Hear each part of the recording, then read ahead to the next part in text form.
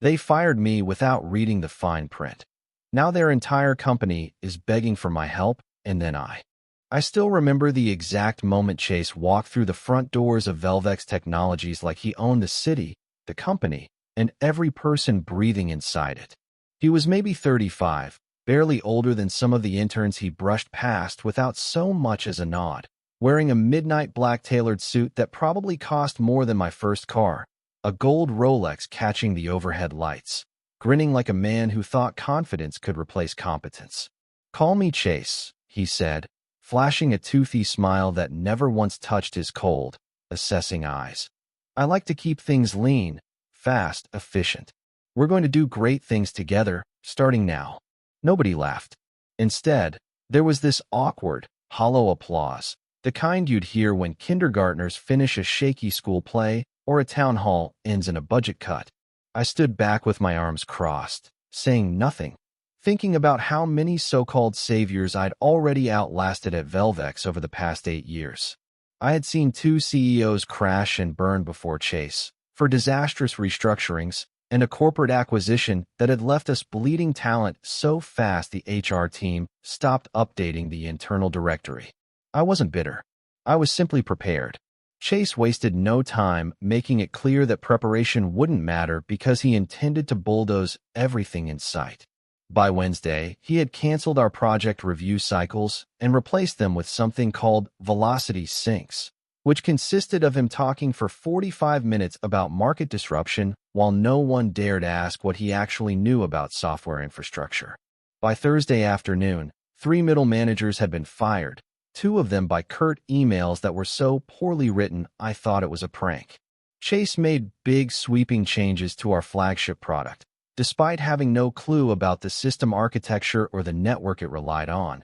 And the worst part was that nobody dared stop him because power, no matter how reckless, makes people hesitate.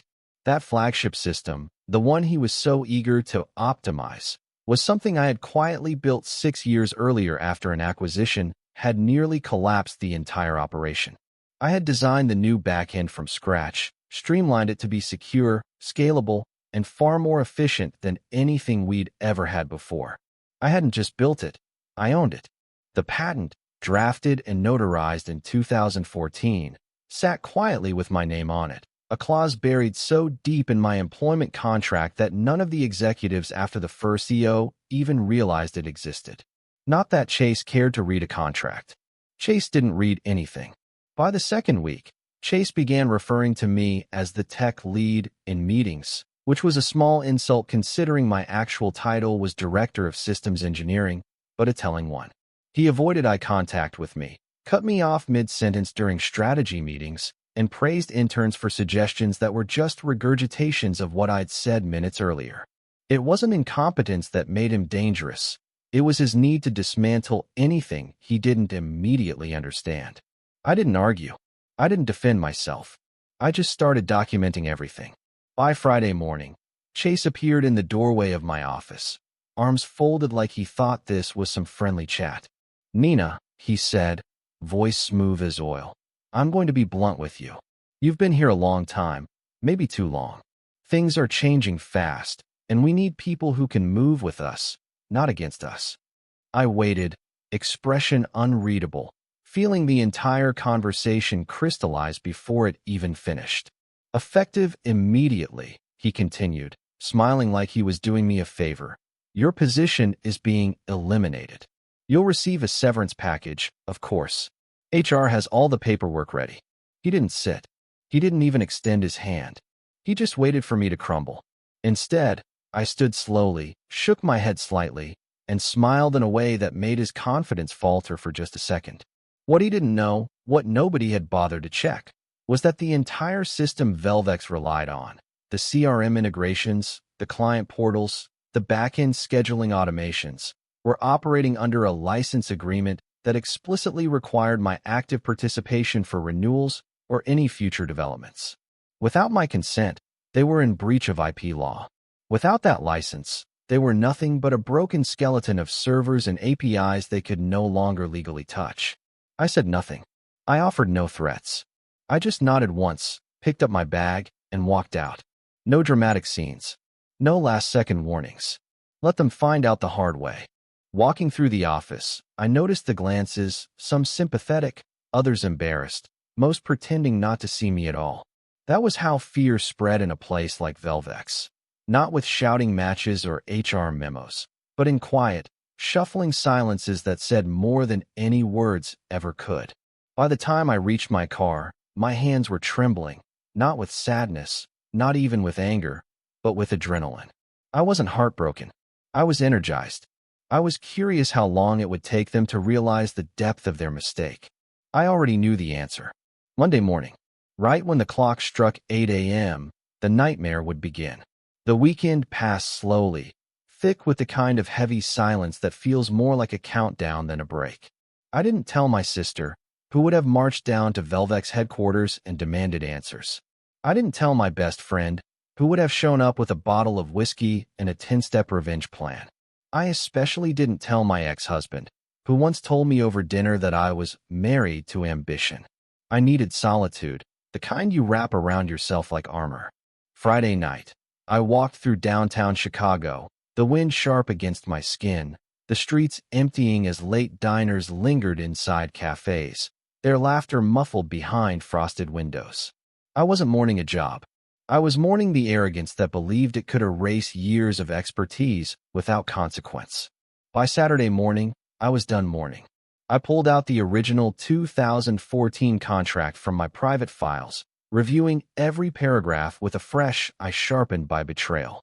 There it was, tucked neatly in Section 14.5, the licensing agreement tied to my back-end system, legally enforceable, requiring renegotiation every 5 years, with explicit renewal conditions tied to my personal signature. I had quietly renewed it once under the old CEO. The next renewal deadline? Midnight Sunday. I laughed, not out of amusement, but because the timing felt almost biblical.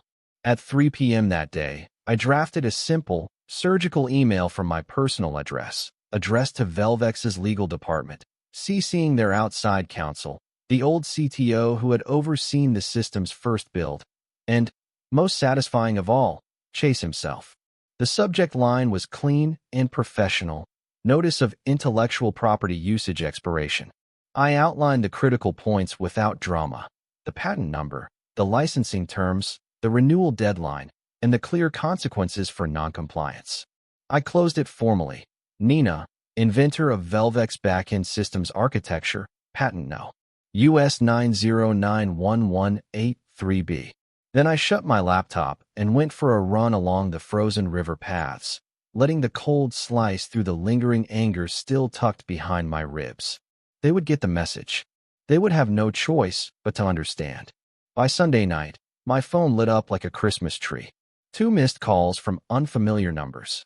A voicemail from HR trying to clarify my separation paperwork. Another from Velvex's legal team, their voices tight, asking me to call back at my earliest convenience to discuss licensing terms.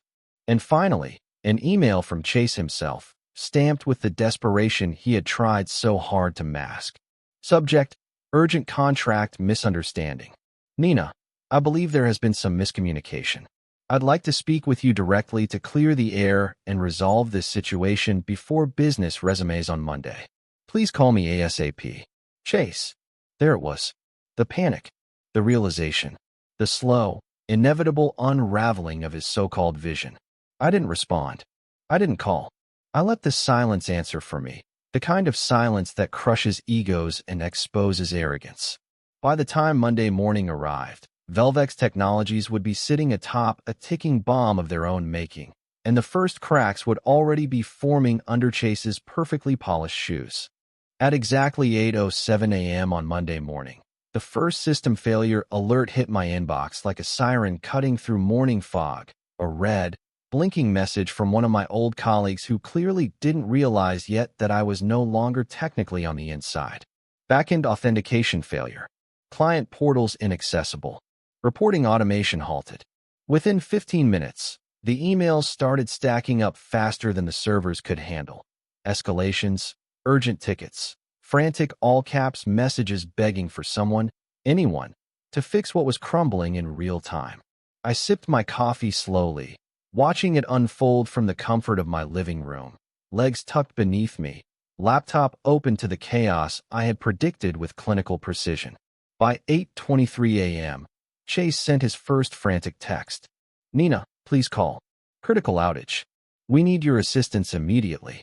There was no apology, no acknowledgement of how we had gotten here, just the entitled expectation that the same person he had dismissed days earlier would now ride in and save him from the fire he had set himself. I didn't answer. I let him sweat. I knew what the internal meetings would look like because I had sat through them during past minor outages. Directors pacing, managers stammering, junior engineers terrified they would be scapegoated, all of them looking around for the invisible safety net that had always been me. At 8:49 a.m., my old friend Jenna, still stuck in product management, sent me a message that simply said, "Please tell me you did this." I smiled but didn't reply. She sent another one moments later, less playful and more desperate. "Chase is losing it. Whole systems are down. Board's been notified. Clients are threatening lawsuits." The satisfaction I felt wasn't cruel. It was clean, earned, the kind of vindication that doesn't need to be shouted to be felt deeply in your bones. By 9:02 a.m., my phone rang again. It was Chase, again, this time leaving a voicemail that started professional but unraveled halfway through. "Nina, this is Chase. Look, I think we got off on the wrong foot. We really need your expertise to resolve this. I'm willing to be flexible. Please call me back as soon as you get this." His voice cracked slightly toward the end, a tiny hairline fracture in his carefully curated composure. At 9:37 a.m., Velvex's official Twitter account posted a vague message about technical difficulties impacting some user experiences. A PR spin so weak it barely lasted 10 minutes before clients started openly replying with screenshots of broken dashboards and error messages. Watching it unfold in real time felt like standing at the edge of a controlled demolition site, knowing exactly which beams were going to snap first. By 10:11 a.m., I finally responded, but not to Chase directly.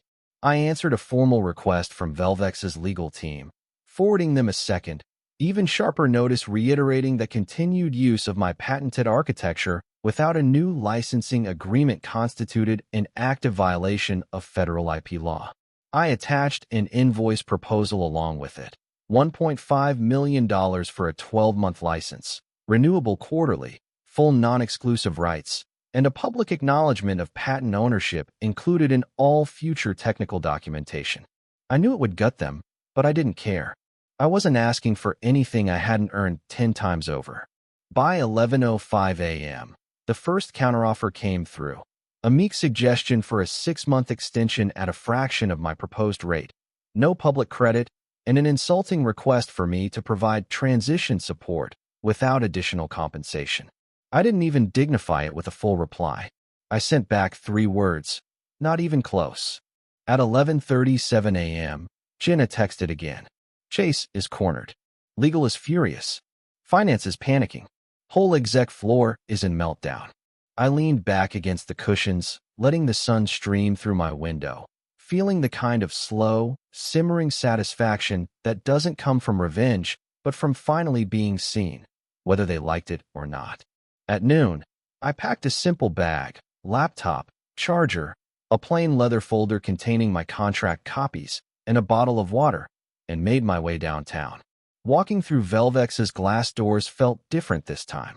The receptionist blanched when she saw me and fumbled for the phone so fast she nearly knocked it off the desk. "Miss Nina, they're expecting you upstairs," she stammered. I gave her a small, polite nod and headed for the elevators, the metallic hum a familiar soundtrack to the storm brewing above. On the 7th floor, 2 legal associates and the general counsel himself were waiting, their faces tight with carefully hidden panic. Chase was notably absent, no doubt holed up somewhere trying to spin the story or salvage what little credibility he had left. "Thank you for coming," the general counsel said, his voice stiff with forced politeness. "We'd like to discuss a resolution." I took my seat at the long polished table, laid out my documents, and smiled coolly. "I'm listening," I said, making it perfectly clear that the power dynamics had shifted completely. They pitched a revised offer, slightly better, but still failing to address the public acknowledgement clause, still trying to frame it like a mutual misunderstanding instead of what it truly was: negligence born from arrogance. No, I said simply after their lengthy proposal. You are currently experiencing company-wide outages, impacting revenue streams, client trust, and stockholder confidence. Every hour you delay a formal licensing agreement increases your operational risk and regulatory exposure. This isn't a negotiation for me. It's a courtesy. The silence that followed was heavy, charged with the weight of everything they couldn't say aloud. They knew. They had known the second the servers went dark that they were out of their depth. I gathered my papers slowly, deliberately, letting the tension settle like thick fog across the room. You have until 5 p.m. today, I said calmly. After that, the offer increases by 15% for every additional business hour of noncompliance. The general counsel's jaw twitched, but he nodded once, stiffly. We'll take it to the board, he said through gritted teeth. As I stepped back into the elevator, I caught a glimpse of Chase pacing furiously near the executive hallway, phone pressed to his ear, his face flushed with barely contained fury. He saw me. I smiled, slow and steady, and stepped into the closing doors without a word. Back at home, I watched from my window as the sky over Chicago shifted from pale winter blue to a bruised gray, the storm finally breaking loose in icy sheets against the city skyline. Somewhere in those towers of glass and steel, Chase was realizing the truth, that leadership isn't about swagger, it's about substance, and no amount of empty rhetoric could patch the hole he had punched through the very foundation of his kingdom. At 4:42 p.m., my inbox chimed with a formal acceptance of my licensing terms. Full payment processed within 2 business days. Public acknowledgement included. No further attempts at negotiation. No further attempts at salvaging Chase's pride. The next morning, Velvex Technologies released a quiet internal memo announcing updated technical partnership agreements and new operational protocols, without mentioning me by name, but linking directly to my patent in the internal documentation index. It wasn't public yet, but it was a start. Recognition doesn't always come with spotlights. Sometimes it comes with silence, grudging respect carved out from a battlefield you never asked to fight on, but won anyway. By the end of the week, Jenna messaged me again, her excitement barely contained. Board's asking for a closed session next week. Chase isn't invited. Rumors say they're bringing you in. I smiled to myself, set my phone down, and poured another cup of coffee. The real reckoning hadn't even begun yet. And this time, they were going to have to listen. I barely slept Sunday night, not from fear or doubt, but from a restless anticipation I couldn't suppress no matter how many breathing exercises I tried. When Monday morning finally arrived, I was dressed and ready before the sun had even cut through the city's endless skyline, feeling that strange buzzing sensation you get right before something irreversible happens. I arrived at Velvex headquarters 20 minutes early, stepping through the lobby where the receptionist's eyes widened in surprise, as if she couldn't decide whether to greet me or hide under her desk. She mumbled something about the executive floor and waved me through without even picking up the phone this time. The elevator ride felt endless, each floor ticking past with a mechanical precision that somehow felt almost mocking now, as if even the building itself was holding its breath waiting to see what would unfold. When the doors opened on the 22nd floor, the tension was so thick it practically pressed against my skin. A junior legal assistant was waiting awkwardly outside the boardroom, holding a clipboard with my name printed in bold across the top, like I was some VIP they weren't quite sure how to handle. "They're ready for you," she whispered, not meeting my eyes, and I nodded once, walking past her without hesitation, heels clicking crisply against the marble. Inside, the air was cold and sterile, the heavy oak table stretching toward floor-to-ceiling windows overlooking the frozen river. The board members were already seated, a small army of expensive suits and wary expressions, and at the head of the table sat Mr. Harmon, the board chair, his hands folded neatly in front of him like a judge ready to preside over a trial he already knew the outcome of. Chase was there too, slouched stiffly in his chair, jaw tight, fingers tapping in irregular rhythm against his phone that he wasn't supposed to be touching during a closed session. I walked to the seat reserved for me without being told where to sit, laid my folder calmly on the table, and waited. Mr. Harmon cleared his throat and launched straight into it. No preambles, no wasted breath. "Nina, we appreciate you joining us today. We've reviewed the licensing issue and your documentation. We'd like to hear your perspective before we move forward with final deliberations."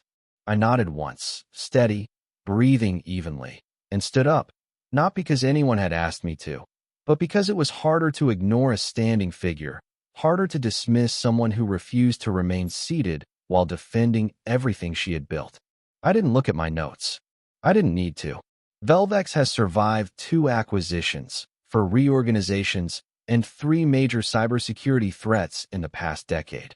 I began, my voice clear and sharp enough to slice through the polished air. And we survived because the people who actually built the systems, the ones who understood them, stayed when it would have been easier to leave. Several board members shifted uncomfortably, some exchanging quick glances, but none of them interrupted me. I locked eyes with Mr. Harmon and continued. When leadership changes, there is always a risk. Not because fresh ideas are bad, but because arrogance without understanding is dangerous.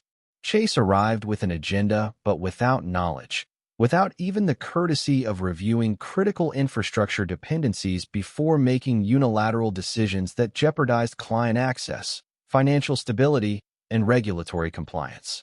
Chase stiffened visibly, but said nothing. I pressed forward, keeping my tone calm, but unyielding. My removal was not a strategic decision. It was a reckless one based on incomplete information, ego, and an utter disregard for operational realities. The resulting outage, the reputational damage, the client escalations, they were not accidents. They were inevitable outcomes of leadership that valued optics over expertise. I let the words hang for a moment, watched them sink into the uncomfortable silence. One board member, a woman in a charcoal suit with sharp eyes, leaned forward slightly. "If you were in Chase's position, what would you have done differently?"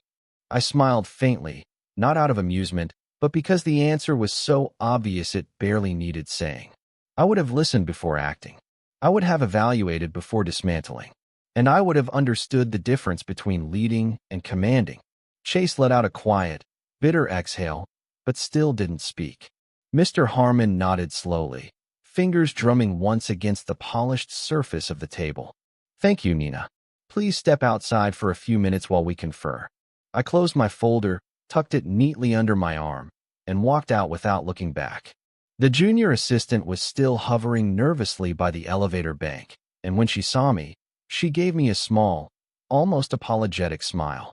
I stood by the glass wall, watching the snow drift sideways across the city below, letting my mind drift for the first time in weeks, allowing myself to imagine a future where I wasn't constantly fighting just to be seen, where my value wasn't tied to someone else's inability to recognize it.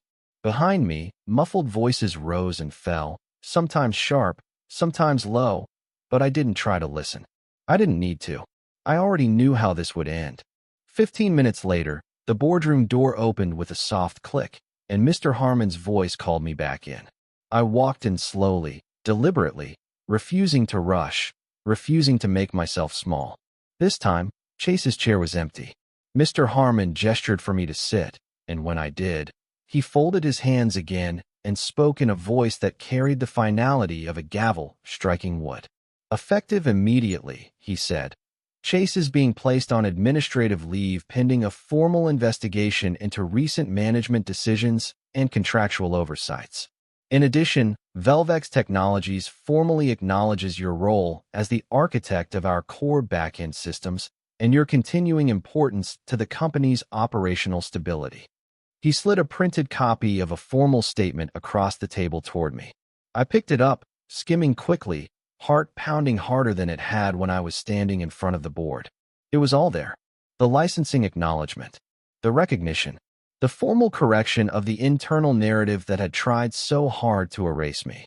I set the paper down carefully and looked up. "What happens next?" I asked, keeping my voice even though I could feel the tension vibrating under my skin.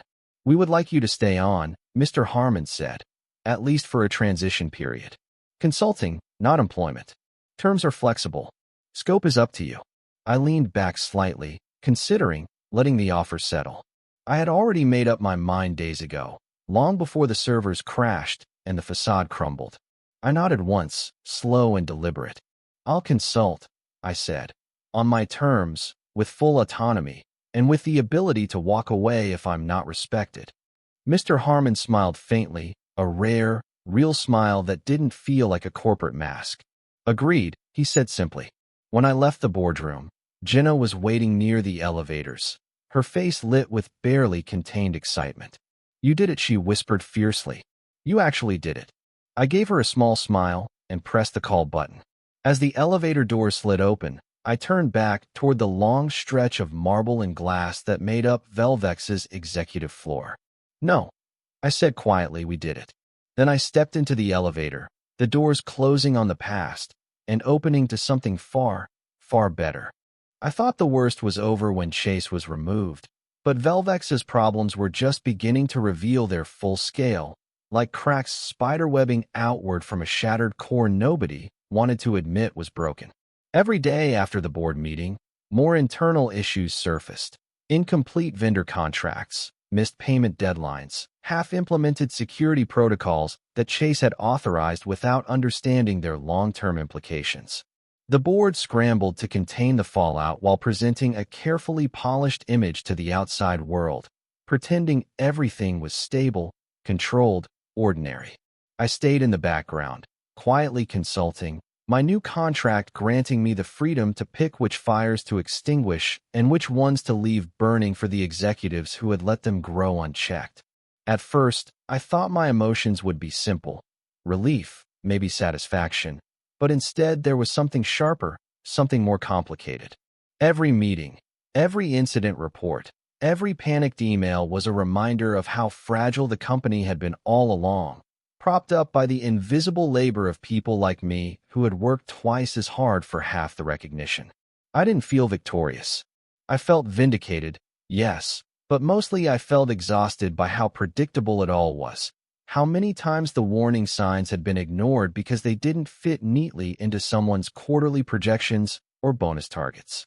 3 days after Chase's removal, I received an unexpected email from Mr. Harmon himself, requesting a private meeting off-site. The location was a quiet coffee shop near the riverfront, the kind of place where you could have a serious conversation without worrying about being overheard by junior staff or nosy executives pretending to mind their own business. When I arrived, Mr. Harmon was already seated in a corner booth, nursing a black coffee and looking more tired than I had ever seen him.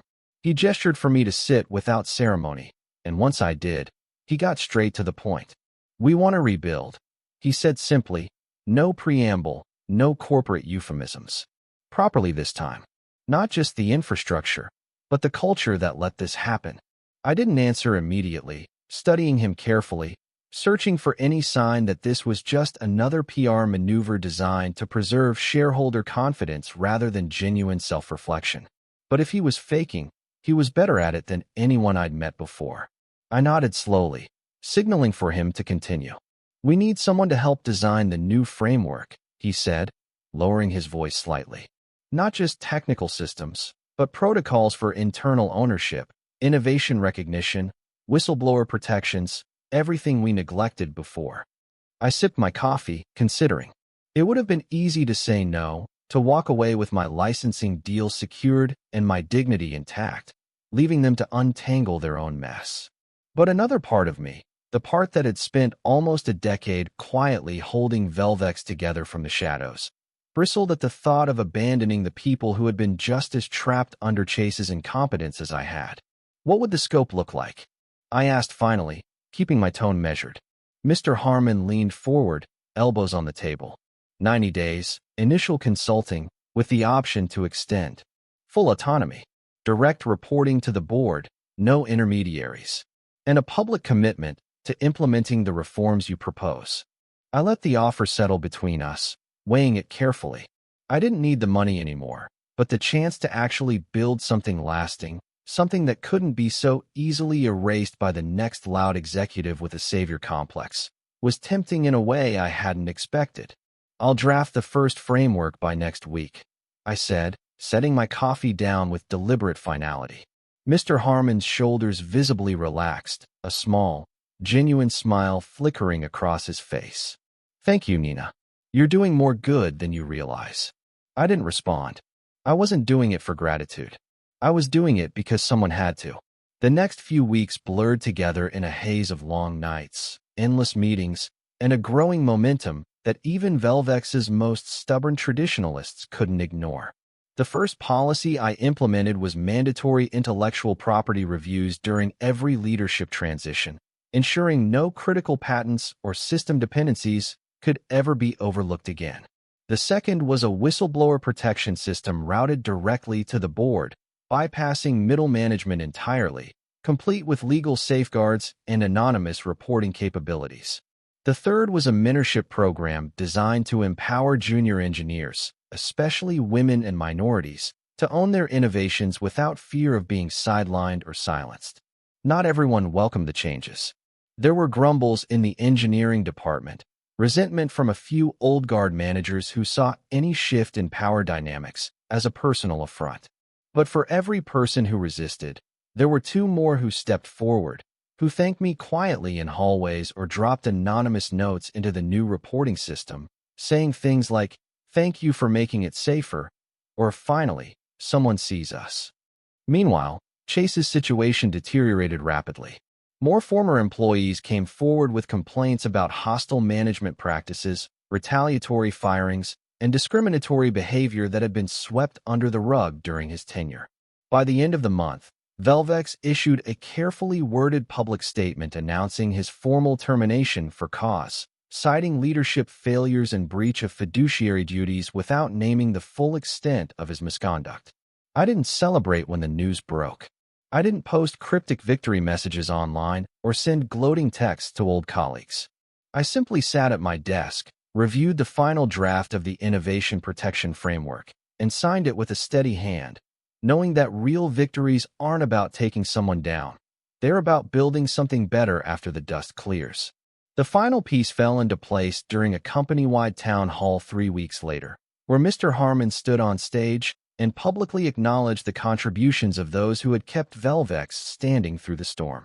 He didn't name me directly, but when he spoke about resilience, about unseen labor finally being recognized, I knew who he meant, and so did everyone else in the room.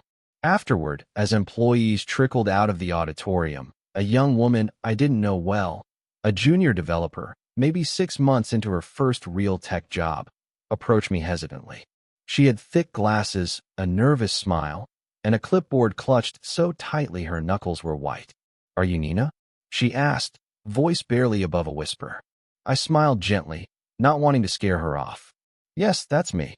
Her face lit up in a way that made something sharp twist in my chest. "I just wanted to say thank you. What you did, it's kind of legendary. People are actually talking about it in the Slack channels. You made it okay for people like me to hope we can have a future here." I didn't trust myself to say much without breaking, so I just nodded and said, "Keep speaking up. Never wait for permission to protect what you build."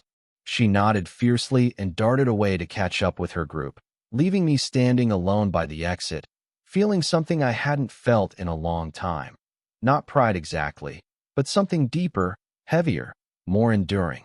The months after the framework was adopted passed in a blur of steady, deliberate progress that felt almost surreal compared to the chaos that had defined so much of my time at Velvex. Systems were stabilized, processes formalized, trust slowly rebuilt, one quiet meeting, one anonymous suggestion, one courageous whistleblower at a time. I stayed long enough to finish my 90-day contract, training the new systems architect personally, making sure they not only understood the infrastructure, but the importance of protecting the people behind it. I was careful with my time, careful with my boundaries, careful never to let the company pull me back into a full-time role where my autonomy could be chipped away one task at a time. When my last day arrived, I didn't expect anyone to notice, didn't plan a farewell speech or pack up a desk full of goodbye gifts like I had seen other people do when they left. I slipped out quietly, with only a small leather bag over my shoulder and a copy of the final signed innovation framework tucked safely inside. The city was waking up around me as I walked away from the glass towers that had once felt so suffocating, the sun climbing between the buildings in long golden stripes that almost made the streets look clean and new. That night, I took the long train north, watching the skyline shrink in the distance, feeling the weight of years lift slowly from my shoulders like a jacket I had worn for far too long. For the first time in what felt like forever, I didn't feel like I owed anyone an explanation or an apology for leaving. I spent the evening in a small rented cabin, no cell service, no emails, just me and a stack of blank notebooks that I hadn't dared touch in months. I sat by the window until it grew dark, letting myself remember everything without bitterness, without anger, just clarity. I thought about the first time I had been talked over in a meeting, the first time a manager had nodded and smiled at my ideas without really hearing them, the first time I realized that surviving wasn't the same as being valued. I thought about how easy it would have been to walk away silently, to let Chase and others like him rewrite the story, pretend the system had never depended on me, on people like me. I thought about how tempting it had been to disappear. But I hadn't. I had stayed. I had fought back, not with shouting or threats, but with facts, with patience, with an unshakable belief that the truth mattered even when it was inconvenient.